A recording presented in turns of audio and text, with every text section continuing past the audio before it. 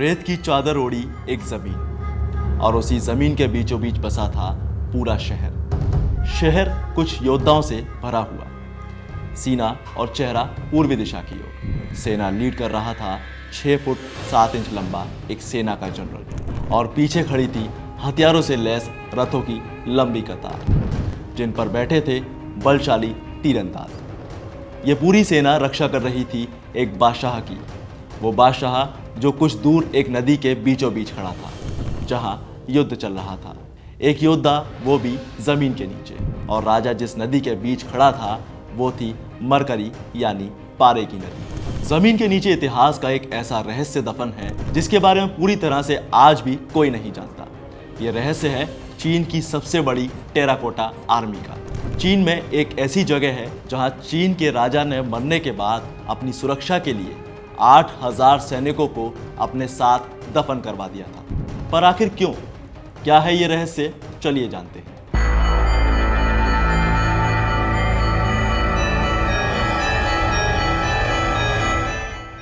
Terracotta army आज भी पूरी दुनिया के लिए एक बहुत बड़ा रहस्य है, जिसको सालों से सुलझाने की कोशिश की जा रही है, लेकिन हर कोई इसमें नाकाम ही हो जाता है। चीन की इस आर्मी का इतिहास ऐसा है कि ना जाने कितने ही शासक इस आर्मी के बारे में पता कर करके थक गए, लेकिन उनके हाथ कोई सुराग नहीं लगा। वैसे तो चीन का इतिहास बहुत पुराना है, और इसी पुराने इतिहास की एक परत साल 1974 में खुली थी, जब एक किसान अपने खेत में कुआं खोद रहा था। कुआं खोदते वक्त उसे एक सैनिक की पुरानी कब्र मिली। थोड़ी और खुदाई की गई तो उसे कुछ और कब्रें मिलनी शुरू हो गई।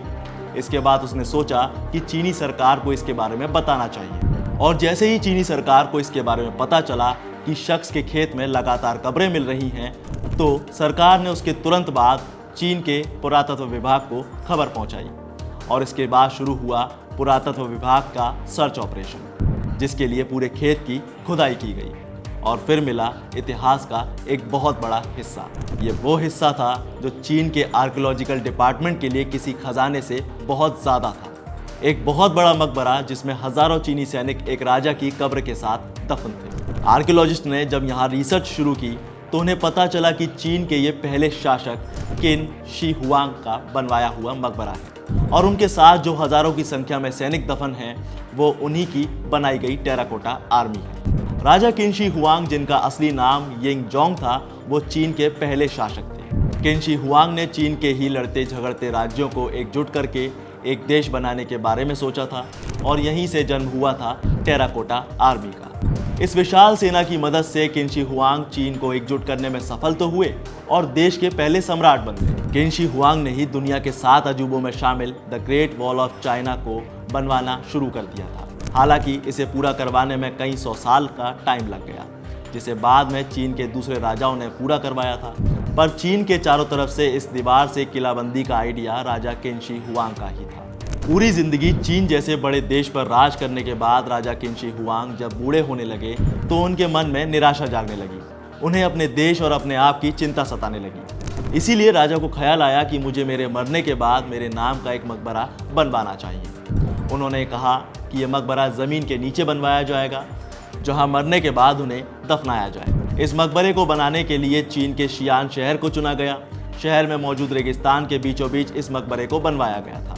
कई जगह यह भी बताया गया है कि राजा किन शी हुआंग पुनर्जन्म में विश्वास रखते थे, इसीलिए उन्होंने अपने मरने के बाद अपने असली सैनिकों को कब्र में दफनाने के बारे में सोचा था, ताकि मरने के बाद वो उनके सैनिक उनकी रक्षा कर सके।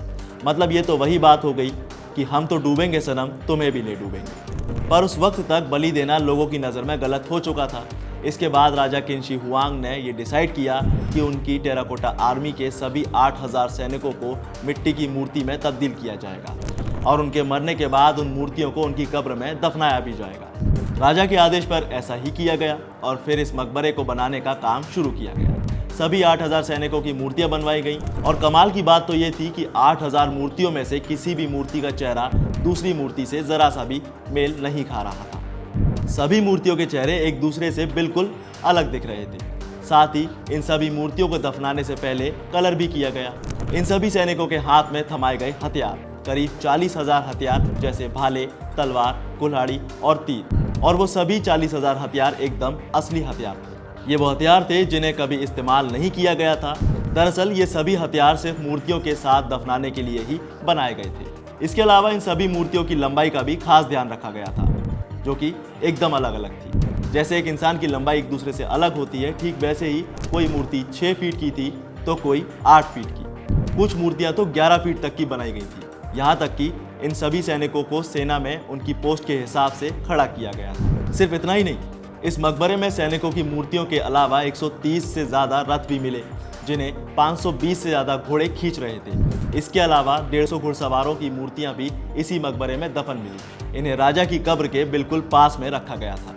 और तो और राजा की शान शौकत का भी पूरा ख्याल रखा गया।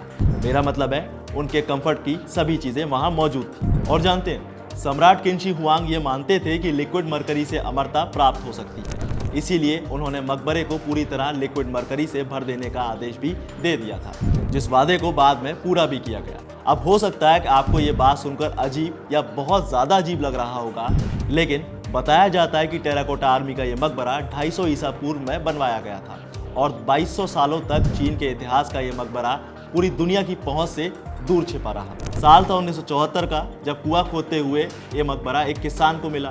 तब तक इस जगह को एक हेरिटेज साइट में तब्दील कर दिया गया था। पर अभी भी कमाल की बात यह है कि टेराकोटा आर्मी के 8000 सैनिकों में से सिर्फ 2000 सैनिकों को ही खुदाई करके निकाला जा सका है। बाकी बचे 6000 सैनिकों की मूर्तियों को खुदाई करके ढूंढना अभी भी बाकी है। हालांकि बाकी के बचे हुए हिस्से में और क्या क्या मिलना अभी बाकी है, इसका अंदाजा लगा पाना भी मुश्किल है।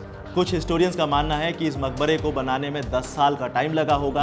वहीं कुछ ऐसा भी कहते हैं कि इसमें 40 साल का टाइम जरूर लगा होगा। 1974 में इस मकबरे की खोज के बाद साल 1987 में यूनेस्को ने इसे वर्ल्ड हेरिटेज साइट में शामिल कर दिया। उसके बाद साल 2005 में टेराकोटा आर्मी के इस मकबरे को चीन में म्यूजियम में तब्दील कर दिया गया। किनशी हुआंग डिपार्टमेंट इसी मकबरे की देखरेख के लिए बनाया गया था और आज हजारों लोग टेराकोटा आर्मी के इस म्यूजियम को देखने के लिए आते हैं। 2015 में प्रधानमंत्री नरेंद्र मोदी जब चीन के दौरे पर गए थे, तब उन्होंने भी टेराकोटा आर्मी के इस म्यूजियम का विजिट किया था।